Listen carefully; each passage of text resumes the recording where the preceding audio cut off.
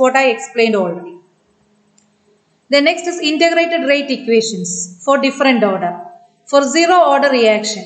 For a zero order reaction, we know rate is inversely proportional to concentration of reactant raised to 0. Okay, so using this expression, we will find out an integrated rate expression, and the integrated form is given like this. Concentration at any time interval R is equal to minus KT plus R0, where R0 is the initial concentration, T is the time taken, K is the rate constant, and R is the concentration at any time interval. Now from here you can write the formula for rate constant as K is equal to R0 minus R by T. Now when you plot a graph, already the expression I said, that expression I have written in this form, R is equal to, this R I have taken on the left side. So the equation will come like this.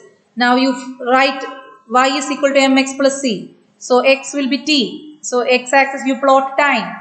Then y axis is R, that is concentration at any time interval. So that you plot on y axis. So what happens? Minus k. Minus k means m. M is the slope. So you will get a negative slope. So the graph will be like this. And C is the y-intercept, that is what R0, that is here.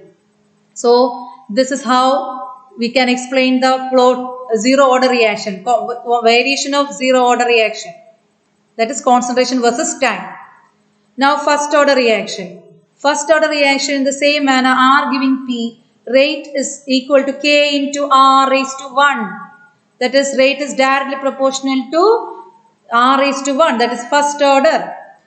Now that expression you can write like this, that is minus k dt, dr by R is equal to minus k dt, and finally on integrating we will get log R0 by R is equal to kt by 2.303. Now that expression itself I have written here, and what I have done is this log R0 by R I took on the left side and kt by 2.303 on the right side.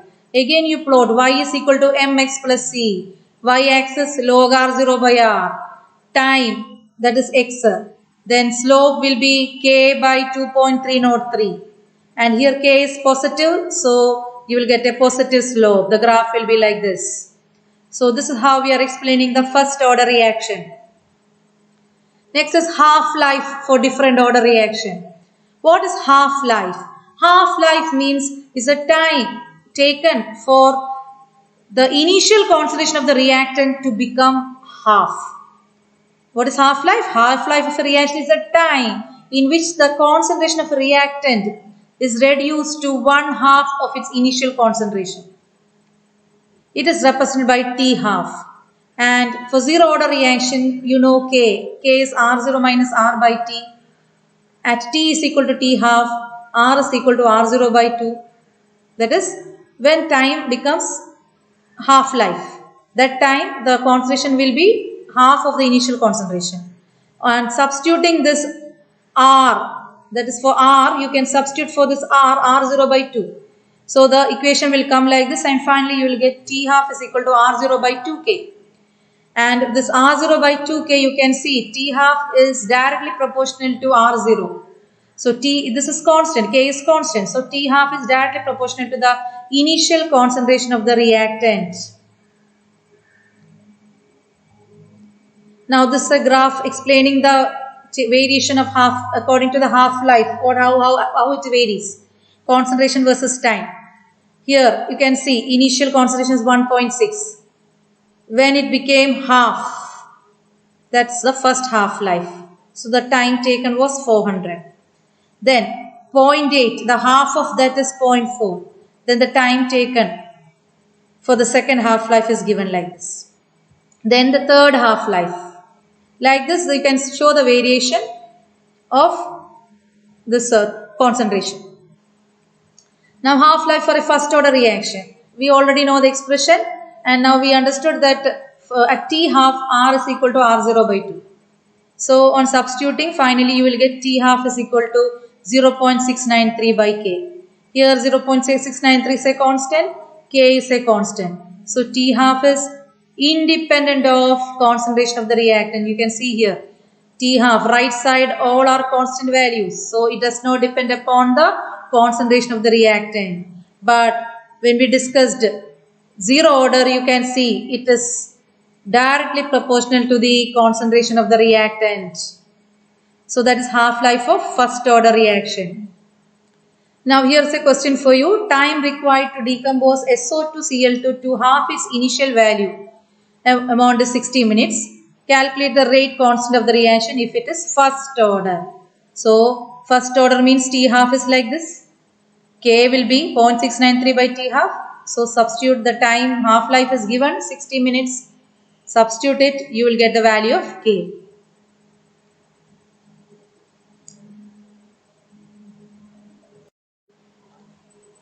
Next we will discuss pseudo first order reaction. What is pseudo first order reaction? Pseudo first order reaction, from the word itself, pseudo means false. False. That is, in a reaction, when you consider chemical reaction, we may expect the reaction to be second order. For this particular equation, you can see ester and water is given. We expect this reaction order to be second order. But actually it is first order. Why it is first order? Because here water is taken actually in excess.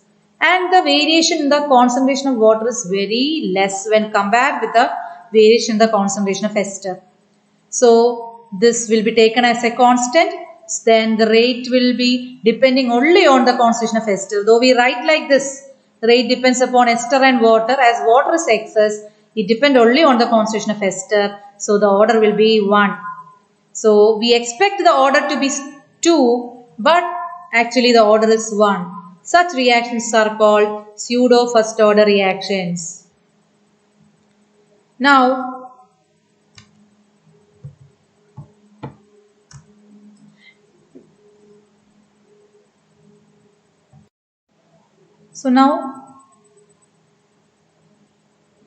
next factor is temperature. The first factor was concentration, and we discussed all the details of concentration, the order, molecularity, everything. Now next is temperature. How does temperature affect the rate of the reaction?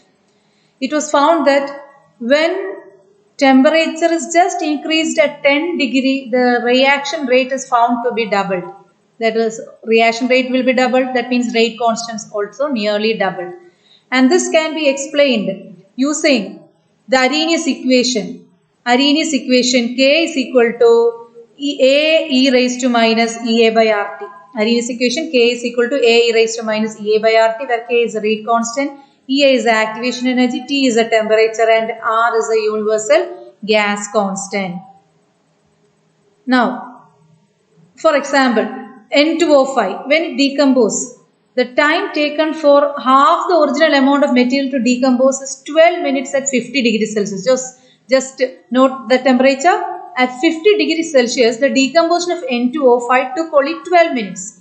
But at 25 degrees Celsius, that is a lower temperature, it took 5 hours. And still at 0 degrees Celsius, it took 10 days. So just see the difference. So temperature has a great role in affecting the rate of the reaction. Next is reaction between oxalic acid and potassium permanganate. It's a redox reaction that we will do this year, titration. And during the titration, the temperature is required there. That is, at room temperature reaction will not occur. We have to heat it. Only then the reaction rate will increase and the reaction will occur. Now, the temperature effect can be explained by a theory called transition state theory.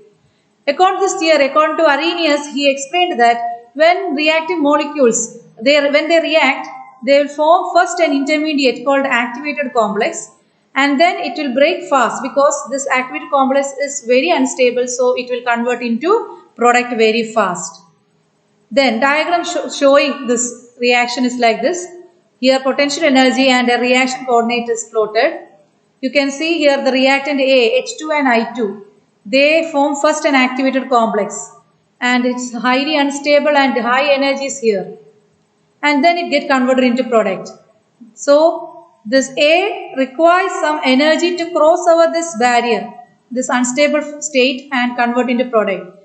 That energy that is required by the reactant A to convert into product, that is called activation energy. If this activation energy graph, that is if it is down, this graph, that means activation energy will be low. That means the reaction rate occur more easier. So what is activation energy? It is the energy required by the activated complex to form the activated complex. It is very low for some reactions and very high for others. If it is very low means that graph will be, the dip will be low. So the reaction occurs very fast, or else it will take more time. EA will be always positive. If the larger the value of EA, slower will be the rate. That is what I already explained. Then temperature coefficient, it was found that for just a 10 degree, the reaction became double or triple. So that ratio of rate constant at temperature T and rate constant at T plus 10 temperature, that is called temperature coefficient. Then this graph, fraction of molecules and kinetic energy, this graph will show at a particular temperature how much molecules possess the kinetic energy and they cross over this barrier and form the product. Here it's clearly explained at two different temperatures what happens. Here at first the temperature T, the graph is like this, and this shaded portion shows the area that the fraction of molecules have occupied. And when it is a T plus 10 degree, more molecules are occupying and you can see this become double. So this become double means when temperatures increase just a 10 degree, the reaction rate also increases. Because the fraction of molecules reacting at T plus 10 will be more than that at T. Having energy equal to or greater than activation energy gets doubled, leading to doubling the rate of the reaction. Then it can be explained using Arrhenius equation, that is the temperature effect can be explained. K is equal to A e raised to minus EA by RT, where EA by RT, E raised to minus EA by RT is called fraction of molecules. Then when you take the logarithm of that, you will get the expression like this, and you can plot y as log k and 1 by t as x axis, you will get a slope minus EA by R. So from the slope you can find the activation energy. Then again the same graph, again more clearly explained it. So here in this graph you can see that here 1 by t, it is given 1 by t. So 1 by t means it is inversely proportional to k, but a negative sign is there. That means 1 by t is directly proportional to k. If as negative sign comes, you can take the reciprocal of that. So directly proportional to temperature. So as temperature increases, rate of the reaction increases, so rate constant also increases. Now for two different temperatures K1 and K2, you can write the expression like this. And then final expression will be like this, log K2 by K1 is equal to EA by 2.303 R T2 minus T1 by T1 T2.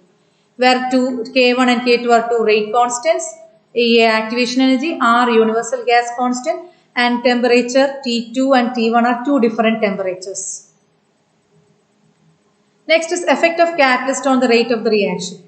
We know a catalyst, we have studied what is catalyst. Catalyst is a substance which alters the rate of the reaction without itself undergoing any permanent chemical change. An example is given here, KClO3 getting converted into KCl and oxygen in the presence of MnO2. Here MnO2 acts as the catalyst. Now, the graph showing how the catalyst increase the rate of the reaction. Here the reactants cross over the barrier, energy of activation and forming the product. In the first case, without catalyst. But when you use a catalyst, the barrier, the energy of activation is reduced. So, formation of product become more easier. You can see that energy of activation for with the catalyst is this much and without catalyst is this much. So, catalyst will increase the rate of the reaction by reducing the activation energy. Now, last the collision theory.